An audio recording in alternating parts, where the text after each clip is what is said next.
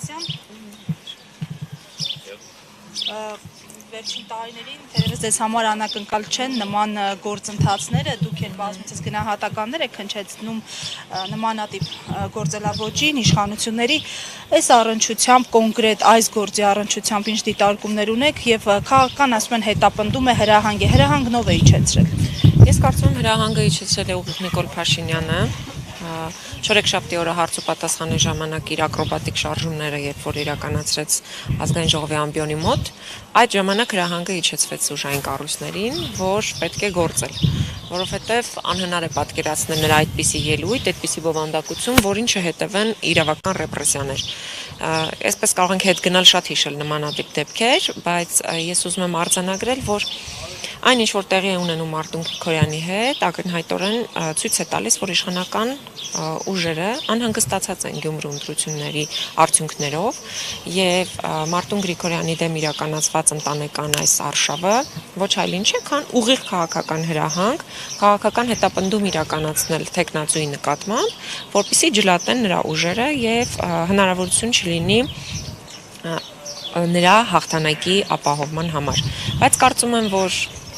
կամ մեծ հույս ունեմ, որ գյումրեցիները ավելի խոհեմ կլինեն եւ չեն տրվի այս սադրանքներին, որովհետեւ Նիկոլ Փաշինյանի մոտ ինչը լավ է ստացվում, դա սադրանք անելն է։ Եվ սա հերթական սադրանքն է, ու ես ուզում եմ հիշեցնել, որ հենց Նիկոլ Փաշինյանի թիմակիցները ամեն առիթով, ամեն հարմար կամ անհարմար առիթով իրենց պատերին դնում էին, իրենց հայտարարություններում արծարծում էին թեմաներ, որոնք ուղիղ ընտրակաշառք էին, շատ ուղիղ։ Ինչ որ տարածքային կառավարման նախարարությունը որոշել է, որ այսինչ փողոցը այսինչ օրը կասֆալտապատվի, կամ հաստատվել է այսինչ ծրագիրը Գյումրու այսինչ շինարարության համար, այսինքն այդ որ դուք այս քանի տարի Գյումրու ոչ մի հարցով չէիք զբաղվում, այսինչ փութաջանորեն մի ամսվա մեջ օրը մի քանի անգամ հայտարարություններ եք տարածում, թե այս կամ այն շինարարական բումն է սպասվում Գյումրիում, ակնհայտ է, որ իշխանական ողջ ռեսուրսը այդ թվում եւ ընտրակաշառքի տեսքով, որովհետեւ դա ոչ այլ ինչ է, քան ընտրակաշառք, ասում են դա իրենց գործառույթն է, վաղուց էր պլանավորած, ՏԿ-ը ճանապարհային դեպարտամենտը շուտ էին պլանավորել, հիմա եկավ հաստատ համընկավ։ Հա, իրենց մոտ շատ համընկնումներ ա լինում, այդ համընկնումը Հովիկ Աղազյանի քրեական գործերը համընկնում է նրա հետ, հենց որ իրեն քաղաքացիական պայմանագիր կուսակցությունից հեռացնում են, այսինքն մենք հասկանում ենք այդ քաղաքական համընկնումների իրական պատճառը եւ կարծում եմ, որ որևէ մեկից այլևս չեն կարող համոզել, որ այն ինչ որ կատարվում է Գյումրիում, իշխանական ուղիղ ընտրակաշառք է։ Իդեպ Հովիկ Աղազյանն ասացիք, հիշեցի, երեք դուք կարծեմ մի բան ձեր խոսքը լսեցի, որ Հովիկ Աղազյանը փաստորեն կողմ է քվեարկել, որ Տարոն Մարգարյանին անձեռնմխելիություն զրկեց։ Իրաներ կողմ չի քվեարկել, չէ՞, մենակ Տարոն Մարգարյանը։ Չէ, իրան դեմ էր քվեարկել։ Ո՞նց եք դա գնահատում։ Ես իհարկե առիթ ունենամ կզանգեմ կխոսեմ Հովիկ Աղազյանի հետ։ Իսկ նախքին Նիկոլական չի լինում, էլի, մեջից Նիկոլը դուրս չի գալիս։ Ես այսպես եմ գնահատում, որ եթե Հովիկ Աղազարյանը Հակոբ Ասլանյանն էլ է քվեարկել։ Այո, երկուսով։ Ես ուզում եմ ասել, որ այդ մարդիկ, ովքեր որ համարում են, որ իրենց հետ շատ անարդար են վարվել, նույնիսկ Հովիկ Աղազյանը ազգային ժողովի ամբիոնից լալահառաչ ելույթեր ունենում, թե ինչքան անարդար են իր հետ վարվել, ու գնան Տարոն Մարգարյանի այդ փուչ մեղադրանքին քվեարկի կողմ, ես զարմացած էի։ Այսինքն Հովիկ Աղազարյանը մտածում է, որ ինքը կոռուպցիոներ չի, բայց Տարոն Մարգարյանը թալան չէ։ Բայց այն դեպքում, երբ որ Տարոն Մարգարյանի պատասխան եք էլի այս հարցին։ Այն դեպքում, երբ որ Տարոն Մարգարյանի գործի մեջ որևէ տեսակի փաստարկված մեղադրանք ես չկարողացա գտնել։ Ինչու, որովհետև այն ինչի մեջ մեղադրում են Տարոն Մարգարյանին, հիմա կարելի է շփաթը կառավարության դատախազի մեղադրանքը։ Հա, մեղադրելով են զրկում, մեղադրանք են ներկայացնում, հետո զրկում են անձեռնամխելիությունից։ Հա, հիմա իրեն ասում են, որ դու մանկապարտեզի եւ դպրոցների տարածքից հող ես վերցրել, օտարել ոչ ուսումնական նպատակով։ Կառավարության նիստերում մենք տեսնում ենք բազմապիսի այդպիսի որոշումներ հենց Նիկոլ Փաշինյանի ստորագրությամբ, բայց դատախազը Նիկոլ Փաշինյանի հետևից ոչ միտեղ չի գնում։ Ու այստեղ է որ մենք գործ ունենք երկակի ստանդարտի հետ, հələ որ չասեմ, որ 7 տարի քննել են այդ գործը, ուրիշ անցակազմով են քննել, հիմա եկել են վերավորակավորում են, որովհետև արդեն վաղեմության ժամկետն անցնում էր, որովհետև շատ այլ հարցեր։ Ինչ լինում է, ԿՊԱ-ականները ասում են իրավական գործընթացները սպասեք, տեսնենք, ինչպես եք վերաբերում նաև ձեր գործընկերներն են այսպիսի հայտարարություններ արել այսօր, ինչպես եք գնահատում այսպիսի հայտարարությունները իրավական գործընթացների հետ ինչ առնչություն ունեն տեղի ունեցողն։ Ես կարծում եմ, որ բոլոր քաղաքական գործընթացների ակունքներում էլ իրավական գործընթացներ են կանգնած, որովհետև չեն կարող մարդուն բռնել, ուղղակի ասել, որ գիտես, մենք քեզ տանելու ենք, կալանավորենք ու ոչ մի բան չանեն։ Բնականաբար պիտի դրան նախորդեն իրավական գործընթացներ։ Հիմա օրինակ, որ Էդգար Ղազարյանի դեպքում ասում ենք, որ մաքուր քաղաքական հենց մենակ քննադատության համար իրականացված է, էլի իրավական գործընթաց չի, տանում են դատարան, ասում են ձենդ կկտրես, այս մարդկանց մասին չես խոսելու։ Հիմա նույն բանը տեղի է ունենում մյուս բոլոր դեպքերում։ Ամեն ինչի հետևում ԿՊ-ականի վրա կարող է այդպիսի իրավական գործընթաց սկսել։ Ես կարծում եմ ում հերախոսը արգրավեցին, բոլորի վրա էլ կգտնեն այդպիսի։ Այն ինչ որ արել է Հովիկ Աղազարյանը, բոլոր ԿՊ-ականները դրա մեջ են։ Իսկ կարող է Հովիկ Աղազարյանը Տարոն Մարգարյանին նպաստել է, որ զրկեն, որ գնան երկուսով նույն կամերում նստեն մի քիչ տենց գյալա ջանեն, ջանասեն, ջանլսեն, հիշեն նախկիններին, ներկաներին։ Հովիկ Աղազարյանի նախկիներին Ես կարծում եմ ուրիշ տեղեր էլ կարելի է գտնել տենց նախկիներին հիշելու, բայց ամեն դեպքում մենք չենք խոսում այստեղ կալանքի տանելու մասին, կալանքի համար առանձին պիտի դատախազի միջնորդությամբ մտնի ազգային ժողով, հա, բայց այս պահի դրությամբ միայն, հա, անցել է արդեն։ Այս պահի դրությամբ միայն մեղադրանք հարուցելու համար են եկել եւ մեղադրանքով այս պահի դրությամբ մենք այսպես ասած խորհրդարանական համաձայնություն ունենք միայն մեղադրանք առաջադրելու վերաբերյալ։ Կալանքի մասով տեսնենք։ Ես կարծում եմ, բայց ամեն դեպքում Հովիկ Աղազյանի տնային կալանքի համար կարող է ինչ-որ մի օր գան։ Եվ շնորհակալ եմ։ Շնորհակալություն։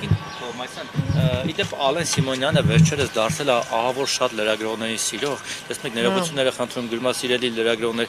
Իդեպ քանի որ ես էլ հավատարմագրված չեմ, դրա համար բարեբախտաբար ես սիրելիների մեջ չեմ մտնում, թե չէ երևի չէ լասի։ Դուք ո՞նց եք գնահատում ազգային ժողովի նախագահի այս բանը։ Ո՞նց են ասում, սիրա կստիկը։ Կստիկը։ Հիմա ես չգիտեմ, դու լուրջ ես հարցնում, ես լուրջ պատասխան։ Ալեն Սիմոնյանը, իդեպ Անդրանիկ Քոչարյանի մասով Ալեն Սիմոնյանը ասաց, որ այո, նա վատ արել, ամոթ պետք է ներողություն խնդրի, օրինակ ես ներողություն խնդրեցի, ես չէ ինքը, ներողություն խնդրեց եւ բանեց, բայց ինքը օրինակ ինձ որ ասել էր, շատ կներեք, սիկեղի, ինձ դրա համար ներողություն չի խնդրել, չգիտեմ ինձանից, էլ ինձ վիրավորական բաներ ասել, ներողություն չի խնդրել, ինձ ապօրինի զրկել է օրինակ հավատարմագրումից, էլի ներողություն չի խնդրել։ Այդտեղ այն քաղաքացու վրա որ թքեց, այդ քաղաքացուց ուղիղ ներողություն չի խնդրել։ Իր մայրիկն էլ որ թքեցել է քաղաքացիների վրա ներողություն չի խնդրել։ Լավ, հիմա փորձեմ, չէ, մեջտեղի մոտ 3 մոտ չէ։ Հիմա փորձեմ այս ձեր բոլոր գնահատականների մեջ Ինչու բանա փոխել պարոն Սիմոնյան։ Ես չեմ կարծում, որ ինչ-որ բան փոխված լինի, որովհետև մի բանը որ փոխվել է այս ընթացքում գրառումների ժամն է։ Գիշերը 1-ին որոշել է որ ներողություն խնդրի, դες մոտավոր ժամը 1-ն է։ Ծնգում է, վերջը մյուտ եմ անելու Telegram-ը, անդադ քնից անում է ծնգում։ Հա, դու բաժանորդագրված ես։ Իմացանք։ Ինքը ինչ չի հետո բլոկ արել, բայց իր լրատվականն է հետո, ես իրան ուղիղ եմ հետո։ Ես կարծում եմ, որ ազգային ժողովի նախագահը վերադարձել է իր հին մասնագիտությանը եւ զբաղվում է շոուներով, որ բնորոշ էր իրեն, երբ որ ինքը դեռ падգամավոր չէր եւ զբաղվում էր պրոդյուսերական եւ ստեղծագործական աշխատանքով, նաեւ դերասանական իր տաղանդներ գործի դնում, որոշ, բայց իհարկե երրորդական դերերում։ Հիմա բաներ մի ասեք, դատի կտայից դատի դրամը։ Հա, հիմա երրորդական դերի դերակատարը որոշել է իր դերը փորձել առաջին արդեն պլանում, ընդհանրապես ես այդպես եմ գնահատում նրա գործողությունները, ես նրա ազնվությունը մեղմ ասած չեմ ընդունում, չեմ հավատում, որովհետեւ Ալեն Սիմոնյանը եկել էր լրագրողների մոտ, լրագրողներին քաշքշել են, պաստառ ձեռներից վերցրել են, արգելել են իրականացնել ակցիա իրենց խոսքի ազատության համար, եկել ասում Ռիփսիմի ջան, ինչով օգտակար լինեմ, ոնց չգիտեիր ինչով պիտի օգտակար լինեի։ Կարող սուրճ էր ուզում իրեն։ Առնվազն դու պիտի վերցնեիր պլակատը հետ տայիր լրագրողներին, օգնեիր ակցիան կայանար, որպես ազգային ժողովի նախագահ, որ պարտավոր ազգային ժողովի բնականon գործունեությունը ապահովել, ընդ որում լրագրողները գտնվում էին իրենց համար հատկացված օթյակում, նրանք որևէ մեկին չէին խանգարում, որևէ մեկի վտանգ չէին սպառնում, որևէ մեկի գործունեությունը չէին խոչընդոտում։ Ու նաև ուզում եմ հիշեցնել, երբ որ քաղաքացիական պայմանագիր խմբակցության ներկայիս պատգամավոր Սարգիս Խանդանյանը եւ Հակոբ Կարապետյանը, կարծեմ Գրիշը Բալասանյանը հետքից երբ որ եկել էին ազգային ժողովի դահլիճում նախկինների ժամանակ իրականացնում էին ակցիա, այդ ակցիան ամենևին լրագրողների իրավունքների համար չէր, նրանք իրականացնում էին քաղաքական ակցիա, հա, բայց որևէ մեկը իրենց չբռնեց, չէ, որևէ մեկը որ ձեռքերը չոլորեց, չքաշքշեց, ես գիտեմ, որ Ռիփսիմեի ոդկը վնասվածք ունի բավականին լուրջ, վերք ունի ու այդ իրավիճակում անհասկանալի է ընդհանրապես որ գալիս խոսում են ինչ որ արժեքներից խոսքի ազատություն, ժողովրդավարություն, մեղմ ասած կեղծ չի որ Քոչարյան Անդրանիկի այդ պահվածքի հետ կապված ցանկացած քպականներ սկսեցին դատապարտել, քննադատել, այո, կողմ են նույնիսկ տորագրահավաքին։ Իրանք այդքան ինչ ասես արեցին լրագրողների գլխին, ով ինչ ասես ասացել վերբար մարմնավաճառել, չգիտեմ ինչ, ոչ իման չեղավ։ Հիմա այսինքն այսօր մամուլում էլ կար, որ քանի որ Ալեն Սիմոնյանը խնդիրներ ունի ըստ մամուլի տեղեկությունների Անդրանիկ Քոչարյանի հետ, ոնց որ դեմ չի, որ նրան ինչ որ ձևով պատժեն։ Գիտեք, այնտեղ ես չեմ տեսնում մեկի, այդ քաղաքացիական պայմանագիր խմբակցությունում ես չեմ տեսնում մեկի, որը ունակ է ինքնուրույն մտածել։ Հետևաբար ինչ խոսել են, իրենք երբեք չեն վերածելու գործողության, եթե չստանան SMS։ Հիմա SMS-ը եթե ստանան, որ պիտի Անդրանիկ Քոչարյանին պատժեն, իրենք կպատժեն։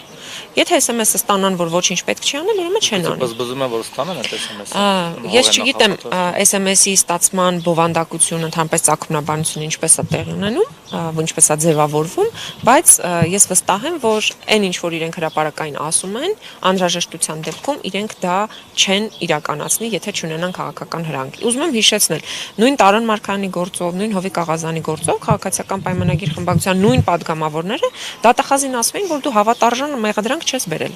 Դու այնպիսի մեղադրանք ես բերել, որտեղ կասկածներ կան, որտեղ հարցեր ունենք մենք, ու այդ հարցերը փարատված չեն։ Բայց մի մարդու պես գնացին ու քվեարկեցին, ինչի մասին է խոսքը։ Հիմա լրագրողները հավատան Ալեն Սիմոնյանի սիրուն։ Միանշանակ ոչ։